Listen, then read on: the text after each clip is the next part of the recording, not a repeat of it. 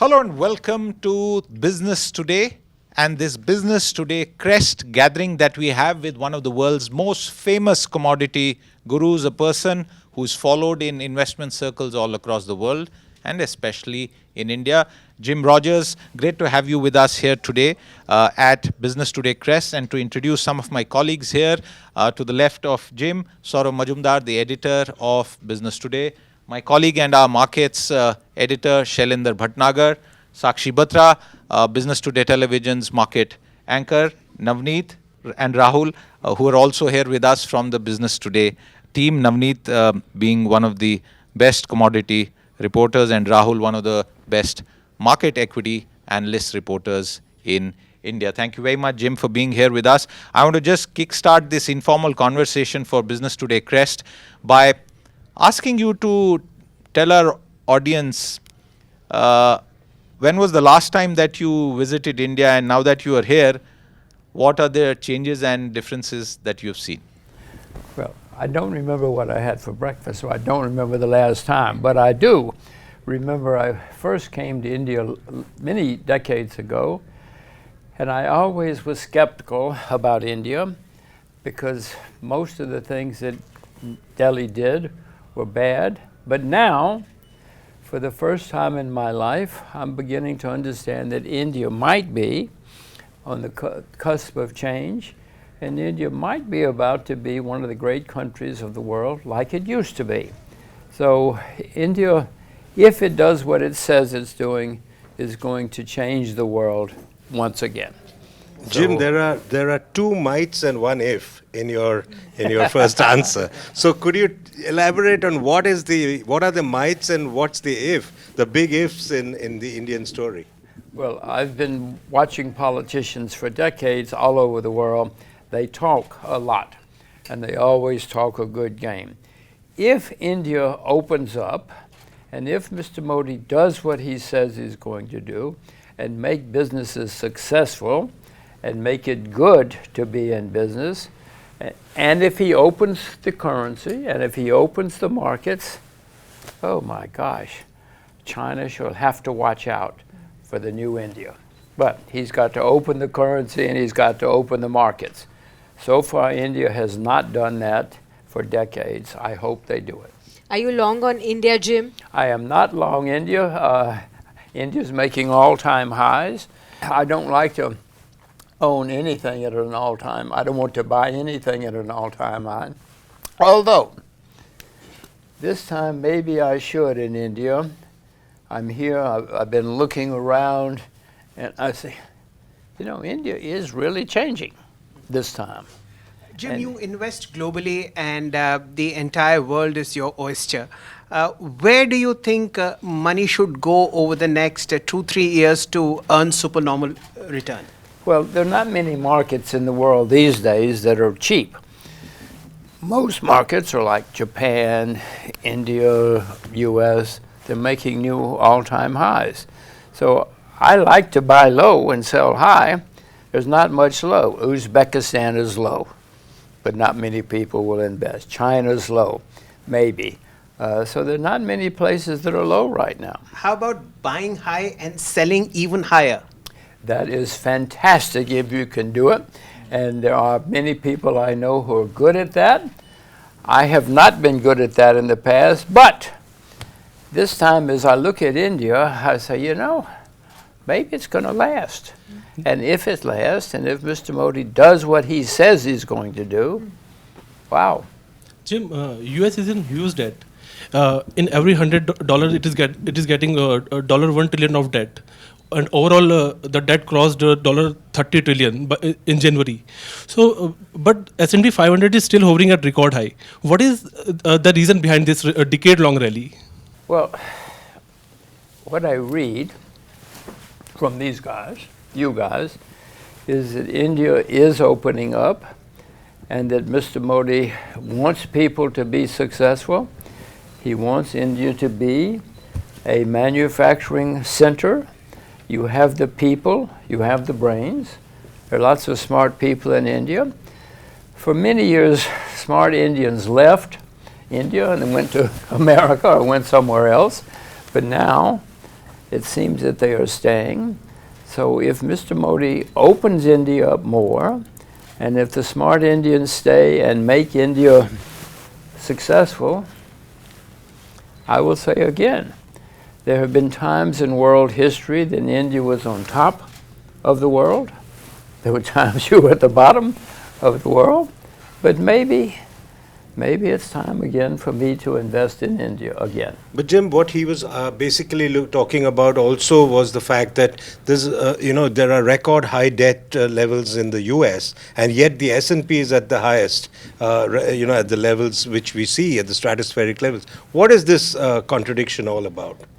Well, if you print enough money, if you give me $1 trillion, I will show you a very good. No, you give me and I'll give you a good time. Oh, we will all have a very, very good time. And that's what's happening in America. They're printing, spreading it around, and everybody's happy. Don't think this will last forever. No, in history, this has happened many times in history, and people pay for it. Okay, and you also spoke about China, which is slowing down. So, considering the fact that China is slowing down, what is your take on base metals as your commodity guru? So, we would like to know more about your view on base metals. Well, since China is slowing down, what's your take on base metals? Well, the whole world has been booming since 2009. It's the longest in American history, the longest for many countries. So I can see signs that this is coming to an end. And when that comes to an end, the price of copper and zinc is not going to stay high. I do not own base metals right now because I know what has happened. I suspect that in the next year or so, the world is going to have problems, which means that many base metals will have problems. But Jim, equity markets are at an all-time high for US, for Japan, for India. Gold is at an all-time high. Bitcoin is at an all-time high. Where should the new investors put their money? Oh my gosh, should go to the India TV, I don't know. No, most investors, I don't know what most investors, I am cautious. I see what's happening. The only markets that are not booming, well, China is the only market that's not booming. So people should try to find things that are depressed. If there's anything that's depressed, some agriculture is depressed, but for me, it's hard to find things that are good investments in 2024. You're the reporter. You tell me. Hi, Jim. Can you elaborate on the reasons why there is a global outflow from gold ETFs? And despite that, India is witnessing, very much inflows. So is it the rising private equity market in India, or are there any other factors at play? Well, what is happening around the world is central banks and governments are printing a lot of money and borrowing a lot of money. I'll use the U.S. to be neutral, but the U.S. is borrowing staggering amounts of money and has been printing huge amounts of money.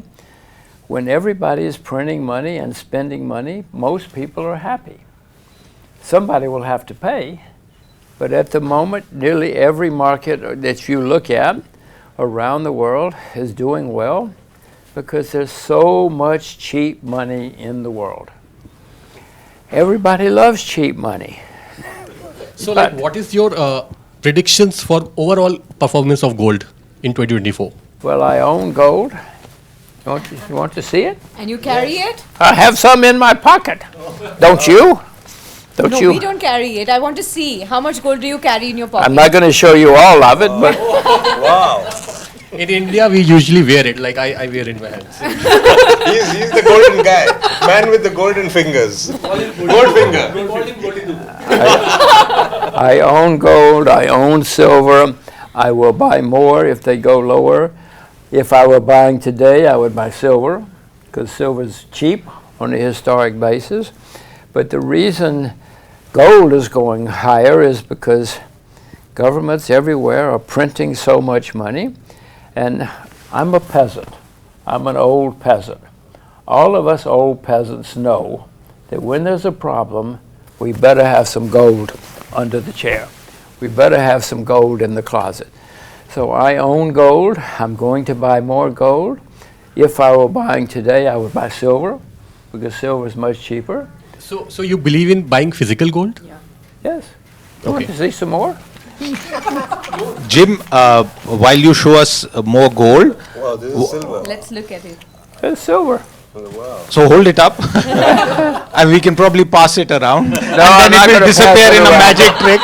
And then But Jim, serious question: how much gold do you physically own? How much gold does Jim Rogers own?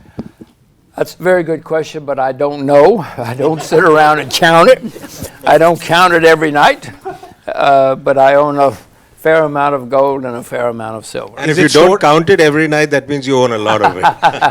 But where is it stored? Is it like in the form of bricks or coins, or what is it? I cannot tell you. If I told you where my gold is, tomorrow morning it would all be gone. I have gold and silver. I have gold in several countries around the world, and I have some in my closet. But do you buy gold every day, every week, No, every no, month? no, What no, is the no. frequency of your buying gold? No. I try to buy gold when it goes down. I try to buy silver when it goes down. You know, I try to do all the things you tell people on TV to do. I try to do it too. So, Jim, the final question on gold. Forever you've bought physical gold, or is it also in the form of paper and That's an extremely good question. I mainly buy physical gold now. I do own some paper gold, gold indexes, commodity indexes. But these days, I know I have more physical gold and more physical silver than paper gold. But I Okay. have both. Let's just shift focus to what you were looking for in India over the next 5 years, which is opening up the currency and opening up the markets. Let's presume somewhere in June, when the new government comes in, these two changes happen. Over the next 5 years, how do you see India progressing, and what will be the top 3 things that will happen post the opening up of the currency and the market?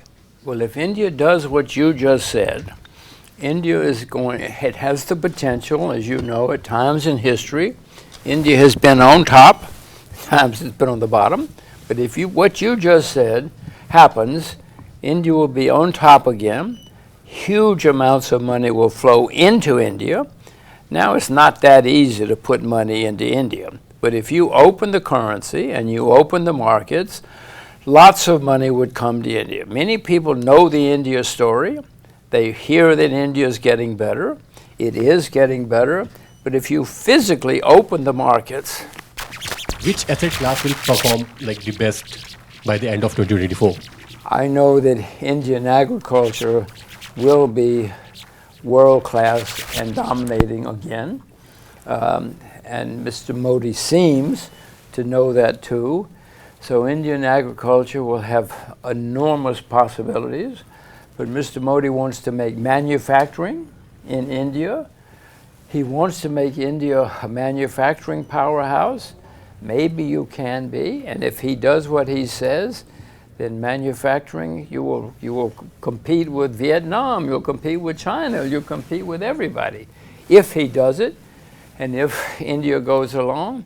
So if all of that happens, Indian tourism, if you really make it friendly for foreigners to come here and cheap for foreigners to come here, I mean, have you been to the Ajanta and Ellora? Have you been to the Taj Mahal? India. Have you been to the Kumbh Mela? Yeah. You went to the Kumbh Mela? I didn't see you. Were you at the Kumbh Mela? Well, I mean, you have some astonishing things happening in India. I won't ask you what you were wearing. Gold. Gold. Absolutely. When I was at the Kumbh Mela, I washed my sins away. Then I sinned again. I started over.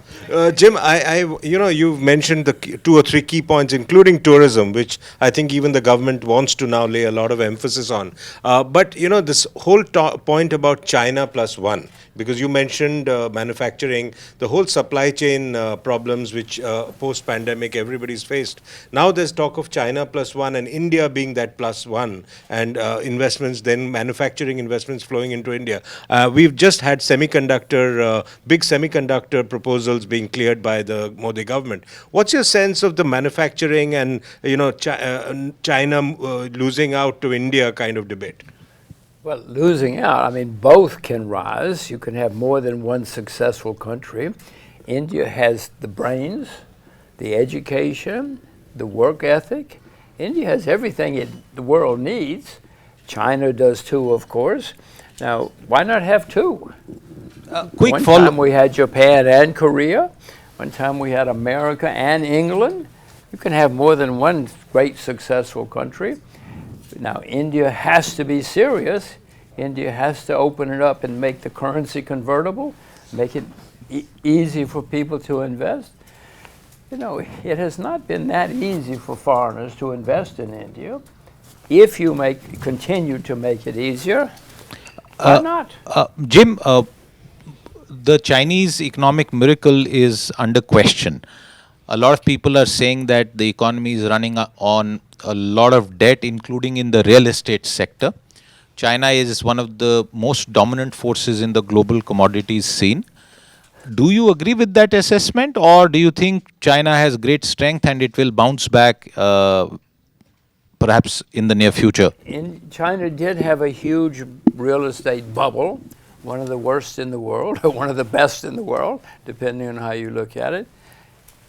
Beijing tried to pop it. They were unsuccessful, but now the market has popped it. So China is suffering from the virus. It had the virus, the COVID, and now it has a huge real estate bubble popping. So China's got serious problems. But remember, America had huge problems once upon a time, 2 or 3 times, and became successful. So everybody has problems. It's normal. I have investments in China. I expect China to succeed eventually. But that does not mean it does not have problems. But that makes an opening for India, because if Delhi really does open up India, if they do, why can't India be great again? Jim, that brings me to one other point. It's often said in markets that gentlemen prefer bonds, and India is at the cusp of being added into the JP Morgan Global Bond Index. Do you think the inflows that you talk about trying to set up the manufacturing base in India would be routed through that bond index and many more from then on? Well, yes, many people prefer bonds, but if you want to make a lot of money, if you want to be rich like she is, or like he is, you want to own equities, you want to own real things. So I would suggest that people look at Indian equities if they want to be really rich, because I will tell you, there are lots of really smart Indians all over the world. You cannot believe how many smart Indians there are. So if you can find some of those smart Indians, you're going to make a lot of money and be very rich. Jim, let the Americans buy the bonds. You buy the equities. Wonderful. Jim, many of these smart Indians are at the conclave today. One of them, Narayana Murthy, who's set up Infosys, which is one of the smartest, well-regarded companies across the world. What is your sense of the Indian tech sector? Because that seems to have also, there's been a lot of challenges of late in the tech side as well, in terms of, various, because of the global slowdown and all of that. What is your take on Indian tech? Well, as you know, India has those tech universities that are world class, and the world has plenty of great Indian entrepreneurs. Unfortunately for India, many of them are in California or in other places, but if Mr. Modi does what he says, many of them will stay and others will come back. I mean, for goodness sakes, everybody knows. I can remember on Wall Street, people used to tell me when they were trying to develop their back offices, people would say, get an Indian, because they knew the Indians were the smartest and knew the most. And that was the way it was and the way it is. So if Mr. Modi does what he says and opens India to entrepreneurs and smart people, why can't India be number 1 again, or at least number 2, or have 2 number 1s? Jim, Bitcoin is again buzzing these days. So it has crossed $70,000 this month only. It was at 28,000 in on March 31st last year. Means the rally of more than 150% in this financial year alone. So what is supporting the price of Bitcoin? Do you own any of the portfolio, any of the Bitcoin in your portfolio? Well, I don't own any cryptocurrencies, none, and I never have, and I've never sold any short. But I wish I had bought crypto at $2 or $1. I wish I had bought IBM 100 years ago. I wish many things. The cryptocurrencies have become trading vehicles for many people, not for me. I'm not a trader. But many of them have already disappeared. You know, many have gone to zero. Right. In my view, they will all go to zero someday. But right now, if you know what you're doing, you're going to make a lot of money. And you spoke about gold, silver, your Chinese investment and Bitcoin. So how your personal portfolio looks like? How much weightage you have given to India, China, US and other assets? Well, I own gold and silver. I want to say again, I do own gold and silver. I want to buy more gold and silver. You know, one of the things that India has taught me over the years is you've had gold and silver for thousands of years. You go down to the market, all those beautiful Indian women have a lot of gold and a lot of silver. I have learned that from my trips to India, and that will be the case in the future. I don't know if we go to the market if all those beautiful Indian women are going to have Bitcoin. Maybe. I know they will have gold and silver though, so I'm still more optimistic about gold and silver than I am about cryptocurrencies. Many people have traded them and made a lot of money. Not me, I wish I had, but if you're good at it, keep it up. Jim, how long do you think the rally in gold will continue? Gold prices are at all-time highs. Well, gold has been around for thousands of years. Go to India and look around, you will see. You know, you go to Indian temples, oh my gosh, you have all the gold and silver in the world. How long is it going to last? Forever. As long as you're here, gold and silver will be valuable. And that is never going to change. I don't think that Bitcoin is going to replace gold. And I don't think it's going to replace silver. Maybe I'm wrong. Maybe I should sell all of my gold and silver and buy Bitcoin. But as far as I can see, most people in the world understand gold and silver, but most do not understand Bitcoin. Okay. But Bitcoin, I mean, crypto is something you don't want to look at all. I mean, I've looked at it many times. I mean, but you're not Shows putting you how your dumb I am. I've looked at it many times, and I do not own any. So that I says never something have. about the way you see crypto, right? Yes, it says a lot about the way I'm very skeptical of crypto. I don't expect it to last. It is it's been fabulous for some people now, not for me, but I do not see any long-term value in cryptocurrency. If there is, you're going to make money and I'm not. Well, Jim, in the past you've mentioned one statement that you would rather look at rice and sugar than Bitcoin. That's what I remember that you have said before. Would you say that even now? And which are the agri-commodities that you're betting big on now?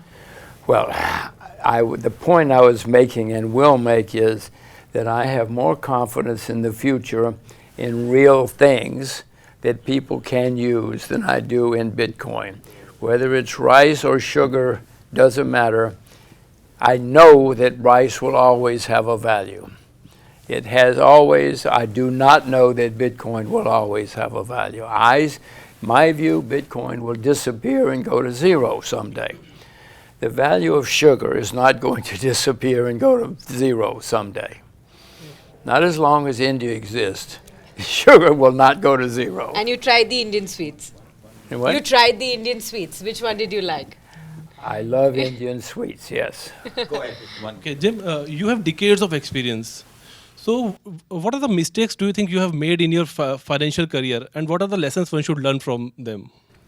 Well, I will tell you, it's not the answer you expect, but the best investment I have ever made in my life are my children.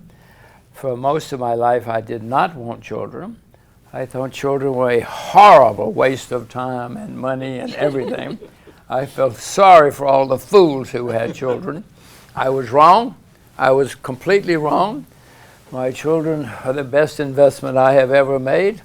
And I will tell you, if you have not had children, go home for lunch and have children. Take a lunch break and work on having some children. All right, Jim Rogers, that was a great way to end this BT Crest, a conversation where we have tried to bring to you views on valuation, particularly in the commodity world. And what I take away from this conversation with Jim is that gold is going to be gold forever. Many thanks, Jim, for your time, and we'll be seeing you soon with more such conversations on BT Crest. Yeah, Jim, you wanted to say something? I do, and forever India will have most of the gold and most of the silver in the world. So India will always be India forever. Great note to end this conversation on. We'll see you again. Bye-bye.